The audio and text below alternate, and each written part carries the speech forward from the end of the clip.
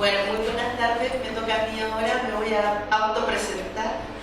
Mi nombre es Noelia Carrasco, yo vengo del centro sur de Chile, soy originaria de Temuco, ¿sí? la ciudad y la región donde se concentra la mayor cantidad de población mapuche.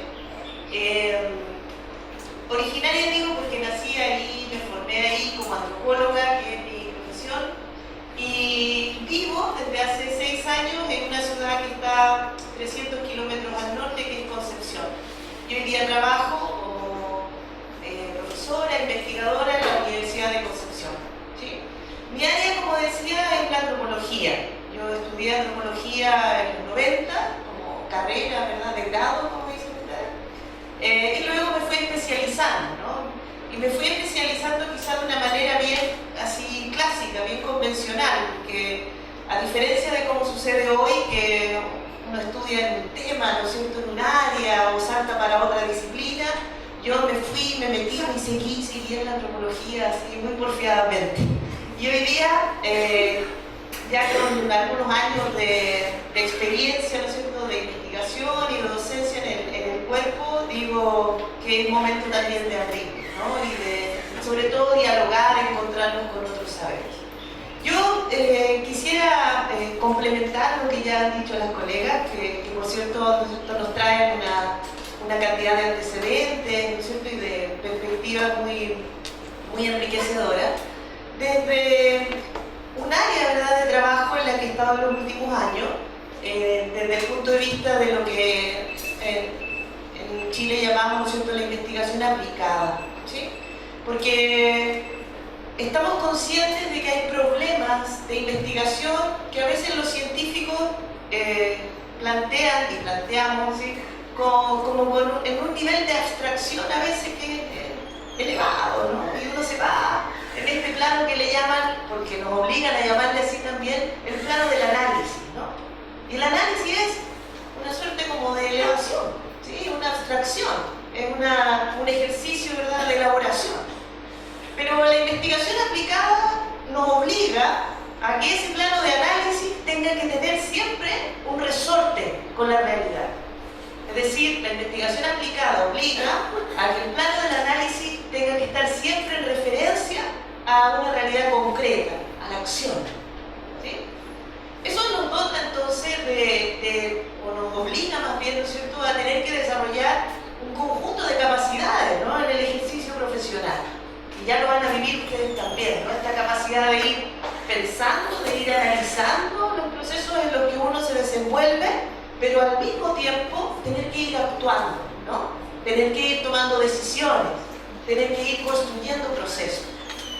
Bueno, en Chile, y particularmente en la Católica de Temuco, ¿no es cierto?, que es la universidad donde yo estudié y en la cual tuve oportunidad de trabajar unos años también, y hoy día, en lo que me corresponde desde la Universidad de Concepción, hemos venido desarrollando una idea, ¿sí?, tratando también de transmitirla a nuestros estudiantes, ¿no es cierto?, de investigación y de desarrollo antropológico aplicado, es decir, y esto aplicable a todas las disciplinas, ¿no? Podemos ser profesionales en un área, podemos, si queremos, hacer investigación y ser científicos en un área, pero tenemos que mantenernos conectados con la realidad de esos temas, ¿sí? Sobre todo en aquellos casos en que los temas que estamos estudiando o investigando son problemáticos para las personas. Allí decimos, hay no solo una necesidad científica de generar conocimiento, hay también una necesidad ética y sobre todo decimos también una necesidad política, ¿no?, de contribuir a transformar aquello que no se está dando de la mejor manera, a construir propuestas, ¿verdad?, que puedan tener una incidencia efectiva en las realidades donde estos temas se están estudiando, ¿verdad?, allá en la dimensión más abstracta. Bien, en ese contexto, y antes de entrar al material en sí que quiero mostrarles hoy, partir con algunas reflexiones generales, ¿ya? Primero, desde el punto de vista antropológico, yo me atrevería a plantearles la pregunta y a abrir con ustedes más tarde, ¿no es cierto?, la conversación sobre esta idea de las cosmovisiones, ¿no? ¿Qué son las cosmovisiones? ¿Por qué son importantes las cosmovisiones? ¿Por qué tiene valor o es necesario entender la cosmovisión o las cosmovisiones desde el ángulo de la disciplina en la que estamos trabajando, ¿no? Sea cual sea?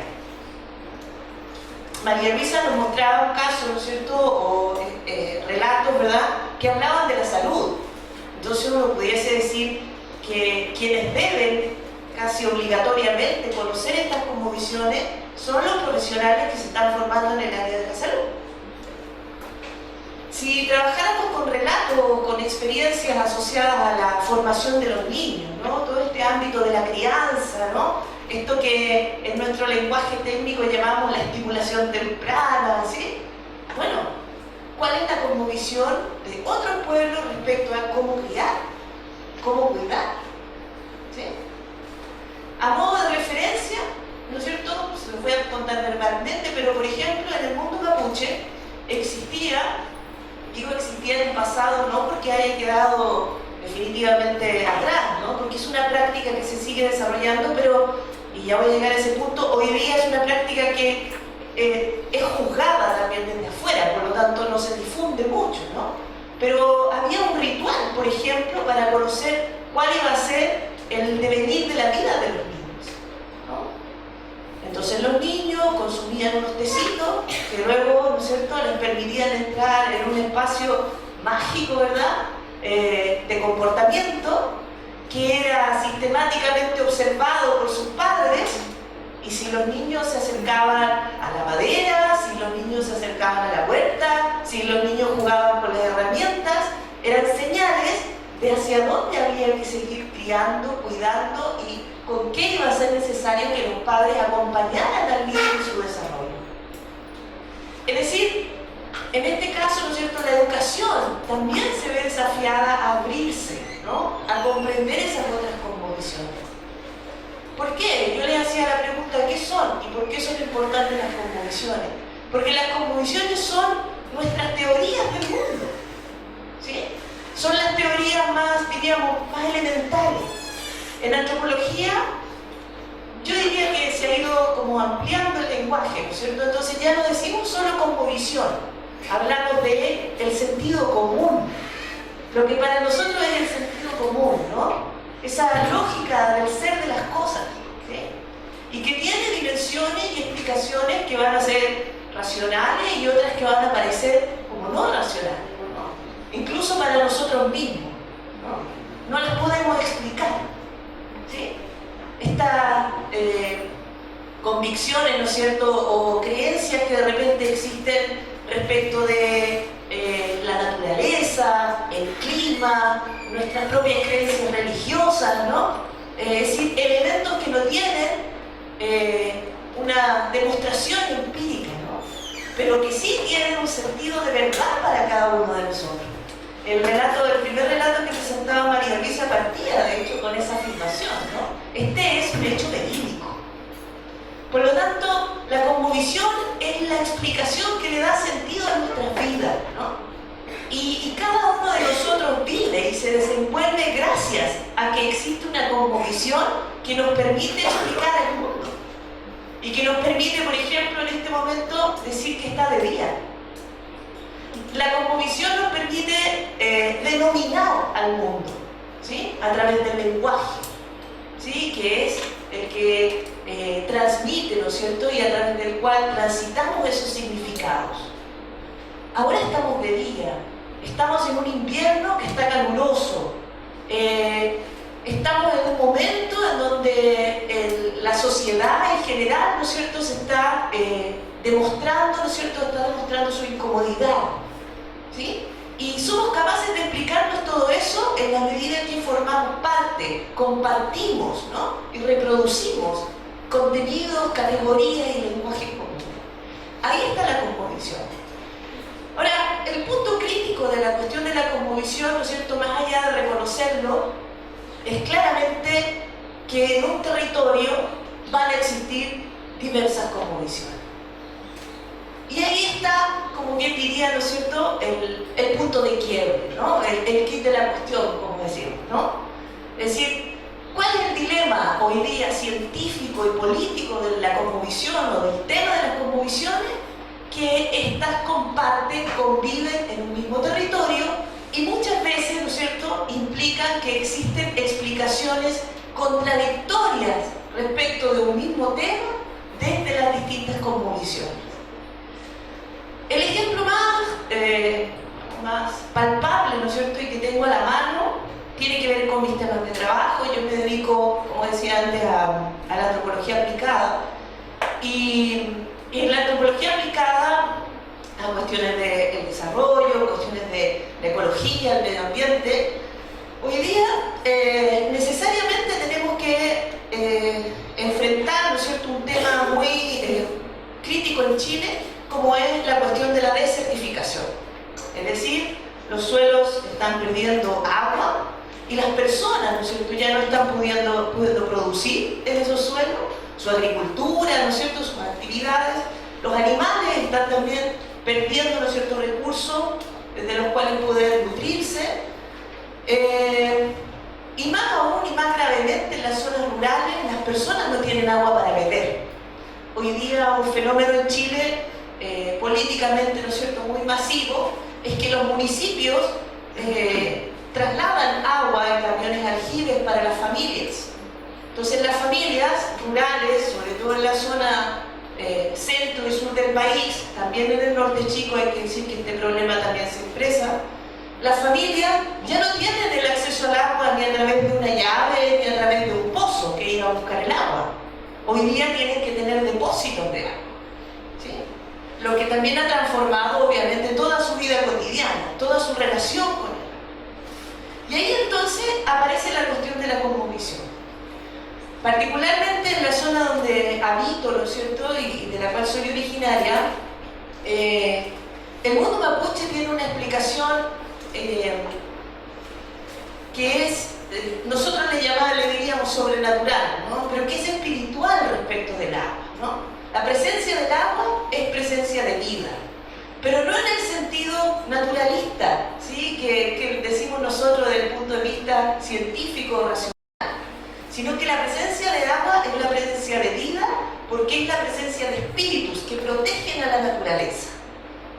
Y los seres humanos forman parte de la naturaleza, porque a diferencia de nuestra cosmovisión, donde allá está lo natural y acá está lo humano, en el mundo indígena, ¿no es cierto?, el ser humano forma parte de la naturaleza, ¿sí? Por lo tanto, la ausencia del agua es la ausencia del espíritu, de la fuerza, ¿sí?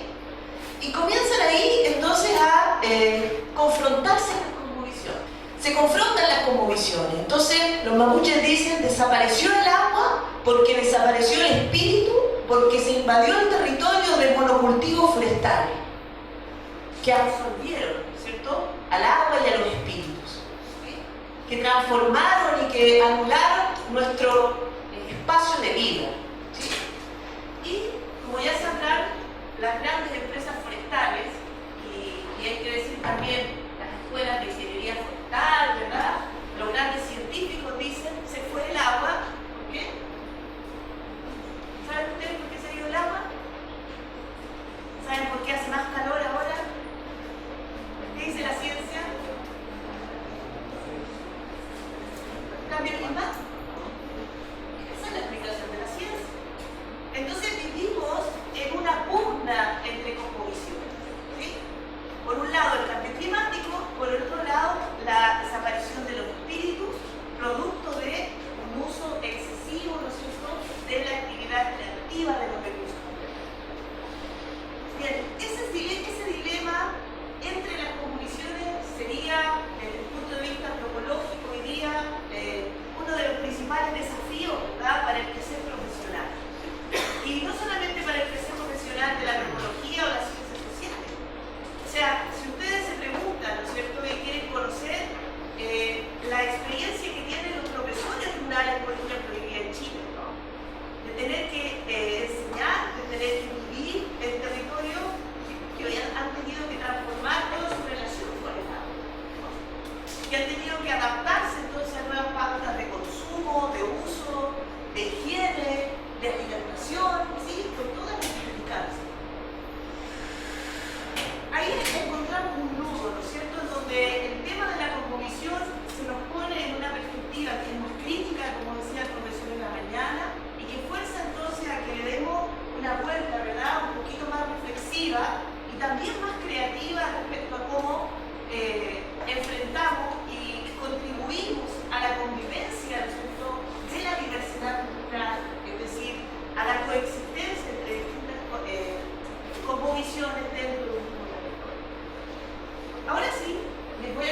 de un proyecto que resulta, ¿verdad?, de esta ambición, ¿ya?, que no solo es una intención, es una cosa bien ambiciosa, para lo que decimos, y que es un trabajo que desarrollamos entre el año 2012 aproximadamente, lo concluimos en el año 2015, y que se denominó, era un proyecto de investigación aplicada que se llamaba Desarrollo del Arca del Gusto en Chile. Les voy a contar lo que es el Arca del Gusto.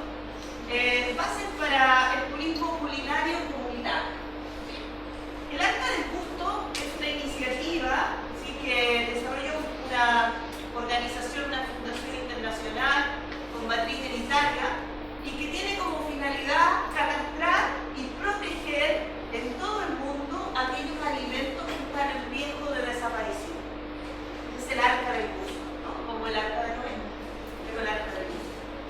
Entonces nosotros nos aliamos con las fundaciones Slow Food, que se llama comida lenta, en este objetivo, ¿verdad?, de proteger los alimentos endémicos sobre todo, y que sabemos que son claves, ¿verdad?, para la buena alimentación, sobre todo de las comunidades locales, indígenas del sur.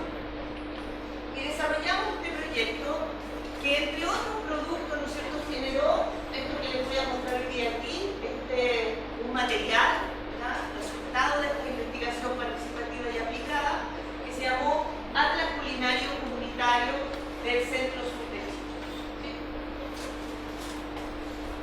Bueno, este atlas fue el resultado, como decía, de un conjunto de trabajo de un conjunto de profesionales, pero sobre todo es el resultado de un ejercicio de coautoría, ¿ya?, en donde fueron las mujeres principalmente, mapuches y no mapuches también, de localidades rurales, ¿verdad?, de las regiones de Biobío en este caso, y también de la región de los ríos y los lagos más al sur, quienes se dispusieron a conversar sobre su alimentación, a conversar sobre la comida, a narrar, ¿verdad?, a reflexionar acerca de los cambios que han vivido y de lo que está pasando hoy día con la llamada alimentación tradicional.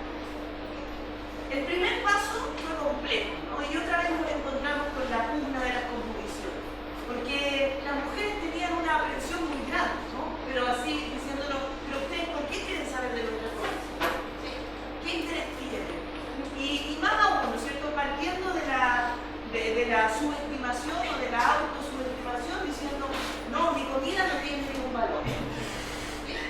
Partiendo a veces de la vergüenza, ¿no?, del sentido de que su comida era comida de pobres, era comida de periodos críticos, era comida de escasez, era comida a veces de sobrevivencia, ¿sí?, una comida que había sido y que ha sido, ¿sí?, oficialmente siempre excluida, invisibilizada, ¿no? Bien, en ese proceso, hay que decirlo, muchas mujeres se dieron un paso al lado, ¿no?, es decir, no estuvieron interesadas, no estuvieron dispuestas a participar de esta conversación sobre la comida, porque partían del presupuesto, y con mucha razón en algunos casos, ¿no es cierto?, de que iban a ser enjuiciadas, ¿sí?, de que iban a ser objeto de prejuicio desde el exterior, ¿sí?, de que sus comidas iban a ser sometidas a valorizaciones nutricionales, ¿sí?, que las iban a condenar porque consumen mucha grasa, porque consumen mucho carbohidrato, etc., que las iban por lo mismo a castigar en relación a la alimentación de los niños, etc., ¿no? Es decir, otra vez las cosmovisiones presentes todo el rato, ¿sí? Y ahí en ese momento lo que vimos es cómo la cosmovisión, en este caso alimentaria, ¿verdad?, se defendía, ¿no? Se defendía a través del silencio, es decir, no se expresa, ¿sí?, por el temor al juicio, ¿no?, por el temor a la condena, al castigo que podría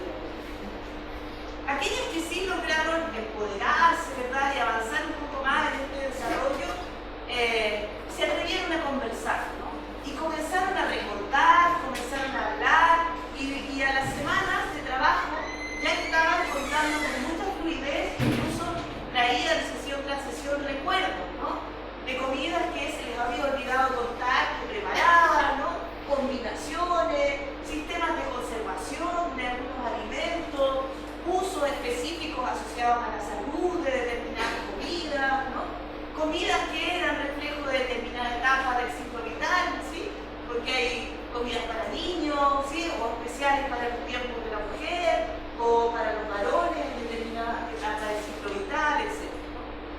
Y el proceso de investigación participativa allí entonces comenzó a tomar forma. El resultado de eso fueron un total de 20 equipos de trabajo que tuvimos en estos territorios. ¿Sí?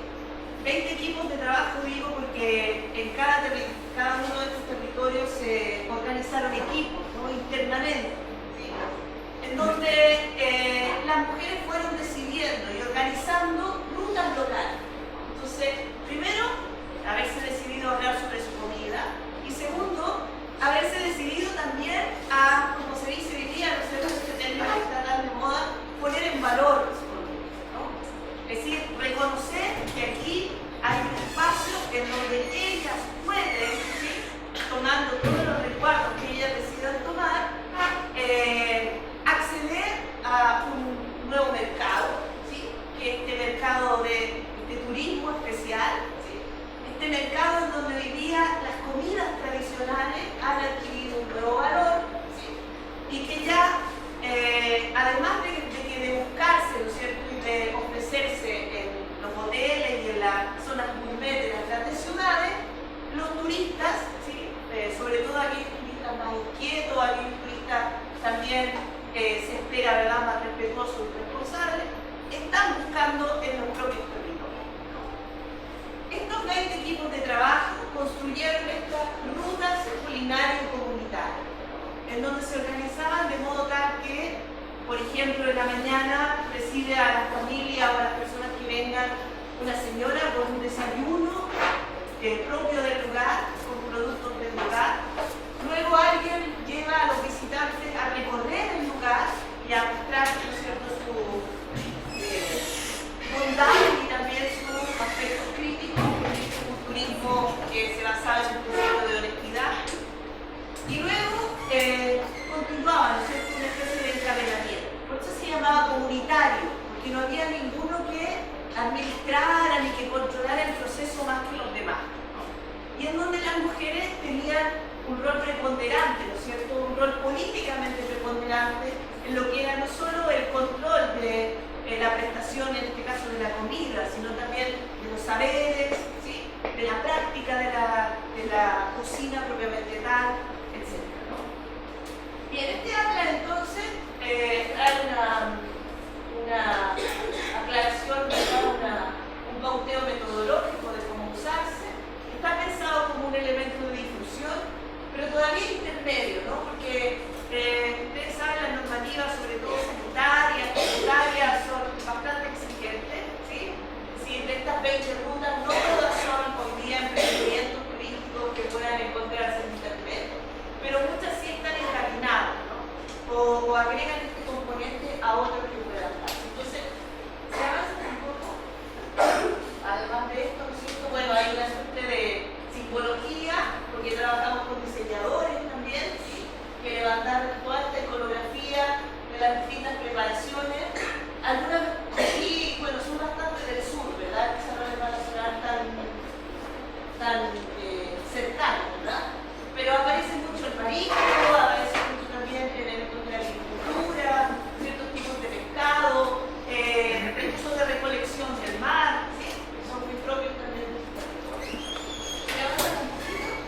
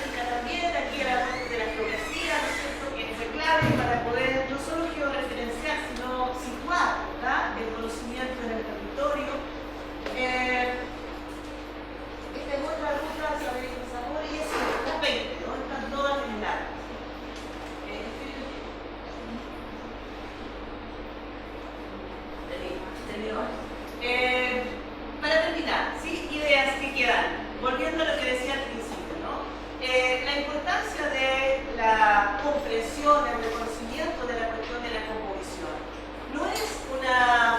No tiene, ya dejó de ser, como decía al principio también, una cuestión de interés exclusivamente científico, antropológico, ¿no?